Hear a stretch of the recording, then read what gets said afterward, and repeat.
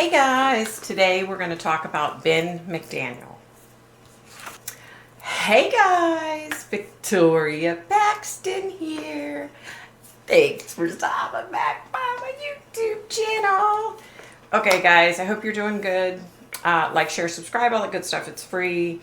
If you're a fake psychic, get off YouTube. If you're a real psychic, let me know in the comments. I would love to get to know you. Okay, so today we're going to talk about Ben McDaniel. So Benjamin J. McDaniel was born on April 15th of 1980 to Shelby and Patty McDaniel, a wealthy couple who lived in Memphis, Tennessee. On April 20th of 2010, Ben McDaniel of Memphis, Tennessee was reported missing after employees in the dive shop at Vortex Spring, north of Ponce de Leon, Florida, noticed that his pickup truck had remained in the shop's parking lot for the previous 2 days. McDaniel, who had been diving regularly at the spring while living in his parents' nearby beach house, and had last been seen by two of those employees on the evening of August 18th on a dive entering a cave 58 feet below the water's surface. While he was initially believed to have drowned on that dive, and his parents still strongly believe his body is in an inaccessible reach of the extensive cave system, no trace of him has ever been found. The state of Florida issued his family a death certificate in 2013. McDaniel had been living at his parents' beach house on the Emerald Coast during a sabbatical in the wake of a divorce, a business failure, and the death of his younger brother 2 years earlier. An avid diver since his teens, he had been a regular at the spring, where he had apparently been covertly exploring the cave despite lacking the required certification. Lengthy searches have only located some anonymously placed and filled decompression tanks. Many of the divers who took part in those searches believe that if McDaniel is indeed dead, his body is not in the cave, as he was too large to enter the narrower passages. The McDaniels devoted their family's extensive financial resources to the search at one point. At one point guaranteeing the replacement cost of a remotely operated underwater vehicle, which is an ROV. A reward they offered was rescinded in 2012 after the death of another diver who may have been trying to collect it, vindicating the criticism of the divers who had warned of the possibility and resented the McDaniels' insinuation that those who had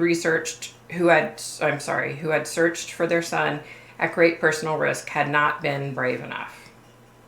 Ouch. Although the McDaniels continue to believe Ben's body is in an area of the cave beyond the reach of current search capabilities, they have also entertained the possibility that his death was not an accident, but the result of foul play.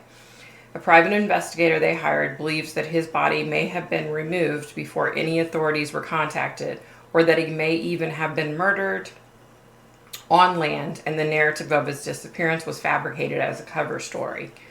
A segment of Investigation Discoveries Disappeared has been devoted to the case, as well as Ben's Vortex, a documentary co-directed by diver Jill Heinerth. In addition to the accident and murder theories, the documentary also considers the possibility that Ben staged the disappearance to escape a troubled recent past that included a divorce and financial setbacks. The McDaniels have vehemently rejected that theory, pointing to the dog and the girlfriend he left behind, as well as doubting that he would have knowingly subjected them to that level of grief after seeing how his brother's death had affected them. In the late 2000s, Ben McDaniel was going through a difficult period in his life. The oldest of three sons, he had returned to live with his parents after his marriage ended in divorce, and his construction business failed, the latter leaving him with tax debts of almost $50,000 to the IRS in the state of Tennessee. He was also still grieving for his younger brother Paul, a frequent rock climbing partner during his youth, who died in 2008 at the age of 22 from a stroke. Ben had found Paul unconscious in the family room and tried to revive him. He later became active in raising money for the foundation his parents established to support research into prevention and treatment of strokes. Later, it was revealed that Paul's cause of death was anoxic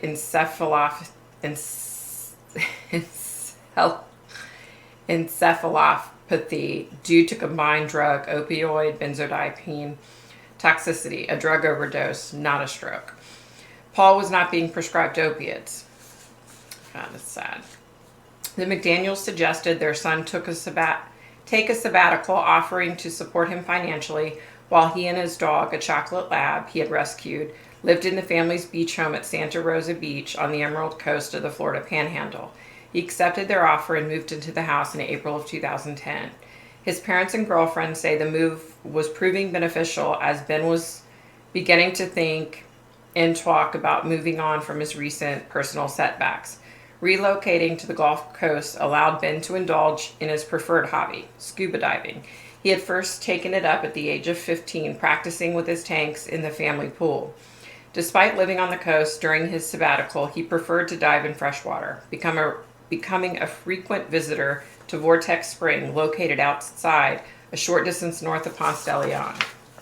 At Vortex Springs, which claims on its website to be the largest diving facility in the state, divers descend into clear waters at a constant temperature of 68 degrees Fahrenheit, fed by the Floridian aquifer. Diving instruction is offered for all levels. Experienced divers come for the underwater wildlife and the caverns, which begin 58 feet below the surface.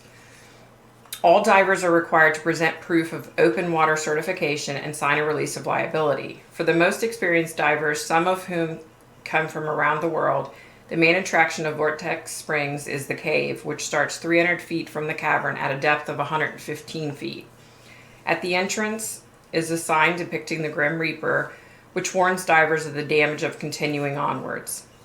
The cave steadily narrows, reaching a makeshift rebar gate with a chain and padlock at a point almost 300 feet from the entrance. The dive shop withheld the gate key unless a diver showed proof of cave diving certification, which requires 2 months training, including 125 dives with an instructor or a certified diving partner. This policy was instituted after the death of 13 divers in the cave during the 1990s and in response to threats from the state to ban diving in the cave entirely. Beginning at the gate over 1,600 feet through the area's limestone, bedrock had been mapped to a depth of 310 feet. The cave's full extent is unknown. At some points, the passage narrows to 10 inches, requiring divers to remove their tanks, push them forward through the passage, and then twist their bodies to follow. McDaniel's dives at the site were regular enough that the dive shop employees and other frequent visitors came to know him. One of the employees, Chuck Cronin, believed that while McDaniel had the proper equipment and considerable diving knowledge, he was often overly confident in his abilities and not shy about saying so. That opinion, the Memphis Commercial Appeal later reported, was shared by posters on a scuba diving website, scubaboard.com, who had also met Ben during trips to Vortex Spring. According to a 2014 online comment by his father, he could not find anyone at Vortex Springs willing to be his diving partner, so he did his dives alone. His parents later defended him from those criticisms by seeing them as possible traits. Ben was brave, his father later said. Ben was fearless. He followed his passions. In mid-August, 4 months into his Florida sojourn, Ben returned to Tennessee for a week. His parents and girlfriend, Emily Greer, said he seemed optimistic. He told them he was working on getting certified as an instructor so he could find a job, and that he was researching cave diving with an eye towards getting that certification as well. On his nights out with Greer, he told her his plans to eventually start a diving-related business. On the weekend of August 14th through the 15th, he returned to Florida, leaving behind a letter thanking his parents for the sabbatical and promising to look after them as they grew older. They never saw him again. That sucks. On August 18th, the Wednesday after he returned to the Santa Rosa Beach house, he went up to Vortex Springs again. In the middle of the day, he did one dive. Other divers saw him looking closely at the area around the cave entrance, as if it was later reported he was planning something. After resurfacing, he filled his tanks at the dive shop, a transaction recorded on security cameras. It is not known what he filled the tanks with. He spent much of the rest of the afternoon by himself alongside the spring. Witnesses said testing equipment and making notes in his dive log. The day had been hot, with temperatures around 90 degrees Fahrenheit, and as evening came, Ben began preparing for another dive. He called his mother on his cell phone, the last contact he had with his family. Around 7:30 p.m., as the sun began to set, he went in again. Cronin and fellow employee Eduardo Terran, on their way back from a dive themselves, something they often did on Wednesdays after the shop closed, saw Ben as he began descending with his lights on and wearing a helmet, suggesting he was venturing into the cave. Terran, who had suspected for some time that Ben was forcing the gate open, went down to him and unlocked it, watching Ben go in and then returning to Cronin. No one is known to have seen him since. On some nights, when they had seen Ben dive late, the two had stayed at the spring after resurfacing until they saw bubbles on the surface indicating that he was beginning to decompress in order to safely resurface. But on the night of the 18th, they instead went back to Terran's house for coffee. Ben's truck was still in the parking lot the next morning, but with many summer visitors coming and enjoying the sights, many water-based recreational opportunities and picnic grounds in addition to diving, the employees said they were too busy to even notice. They did see the truck the next morning. After determining that no one else had seen Ben, Terran called the Holmes County Sheriff's Office. Upon arrival, the Sheriff's Department sealed off the spring with crime scene tape. Ben's tanks, wetsuit, and other diving equipment were not present, and there were no signs of a struggle near his truck or anywhere else he could have been. His wallet with almost $11,000 in cash and cell phone were in the cab of his truck. Dive logs showed that he had explored the cave, and a map he made was also found. At the Santa Rosa Beach House, officers found his dog, hungry from having been unfed for 2 days. Based on these circumstances, police and dive shop employees assumed that he had never resurfaced and had in all probability drowned somewhere in the cave trying to get out. Cadaver dogs alerted on the water surface, further supporting the theory. Reports of a missing diver in the Vortex Spring cave spread, and other cave divers volunteered for what they assured would be a recovery operation, taking advantage of the weekend.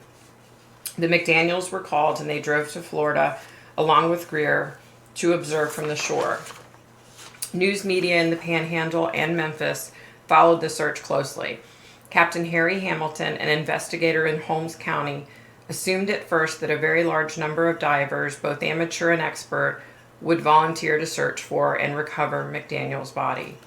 He soon realized that very few divers in the world possessed the training and skill to attempt such a dangerous cave diving recovery. Experienced divers scoured the cave, investigating small crevices and fissures Ben might have entered in a panic to attempt to exit the cave as his tanks ran low, a pattern found in other cave diving deaths. It was risky work, and one diver said they had nearly died during the search. Multiple divers searched through the weekend but did not find Ben. They did, however, find some of his equipment. 2 tanks known to belong to McDaniel were found near the entrance to the cave. But this discovery struck some searchers as inconsistent with Ben's supposed intent to explore the cave he was technically not permitted to enter. Cave divers usually place extra air tanks needed for decompression at points along their exit route so they can follow them out, and not only at the entrance to the cave. When tested, the tanks were found to contain normal air, not the specialized gas mix required for diving at depths. Ben would have been aware of this requirement if he had been researching cave diving, as his parents had reported. More detailed information regarding tanks was given in the Ben's Vortex documentary. 3 tanks believed to belong to Ben were recovered. Tank 1, an aluminum 80-inch full tank with a regulator, was found 200 feet inside the cave. 2 other tanks lacking regulators were attached to the talk box in the outer cavern area where the talk box was located at the time. All contained normal air, not a specialized gas mix. The talk box, originally located in the piano room of the cave, was moved to the basin area of Vortex Springs and is now at a depth of only 21 feet. By Sunday, August 22nd, no other signs of Ben had been found. A text message was sent to Ed Sorensen, a veteran cave diver and recovery specialist with nearly 2,500 log dives. He was on a yacht in the Bahamas leading an expedition. He came to Vortex Springs the next day. Other divers and an official with International Underwater Cave Rescue and Recovery told him it was too dangerous to search any deeper into the cave. Sorensen, who had been described by the Tampa Bay Times as being able to go where other divers cannot, persisted.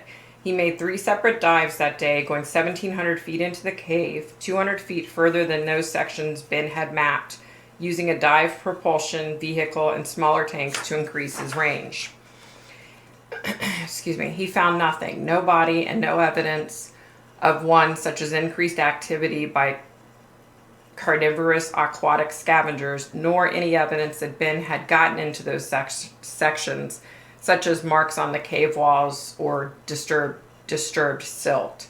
Ben was 6 foot 1 inches tall and weighed 210 pounds.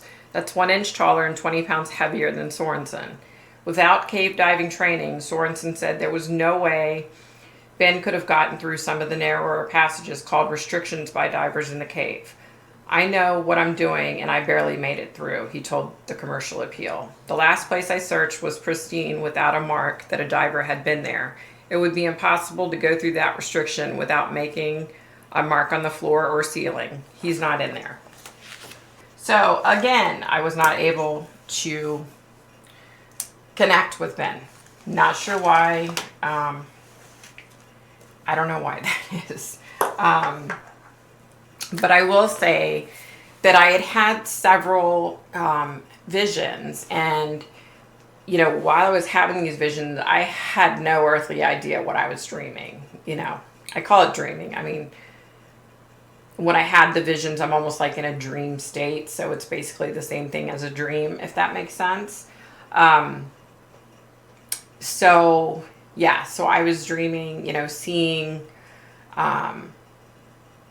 seeing this man like basically underwater, struggling to breathe and like fighting, and he was clearly struggling. I know his family's got to be struggling, not knowing, but I will say, I believe that he died doing something that he loved, right?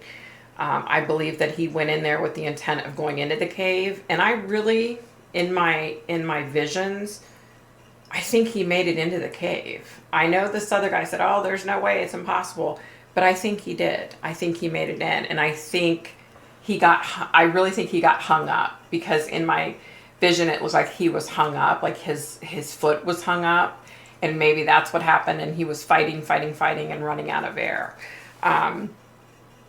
I do believe eventually they will find something that will be connected to him.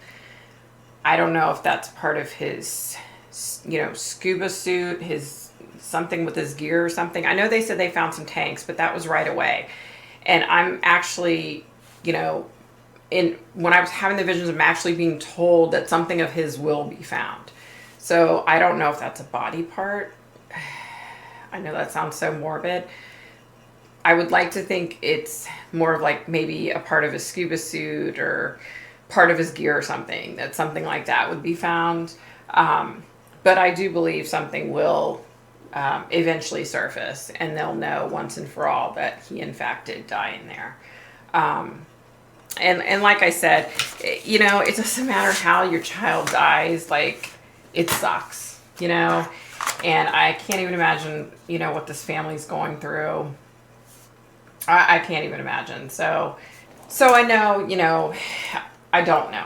Let me rephrase that. I don't know. I don't know what his poor parents are going through. I'm sure it's hell. But I think eventually when whatever it is, it's going to be found, I think they'll be grateful that they finally know for sure. Like I said, I don't believe anything, happened to him. I don't believe anybody killed him. I believe it was sheerly an accident. I believe his foot or his leg got hung up and he lost air and was struggling, and he ultimately succumbed to that. So, I feel horrible for his parents, but he was doing what he loved to do, so. All right, guys, be nice, be kind, stay safe, stay healthy, and don't forget to come see me on Friday Night Live at 7:30 p.m. Eastern Standard Time so we can talk about all the effed up shit that's happening in my world right now in the Paxton household. Let me tell you guys, there's a lot of shit going on here. I apologize for not being on Friday Night Live last week. I missed you guys. So yeah, that about does it for me. Bye, guys.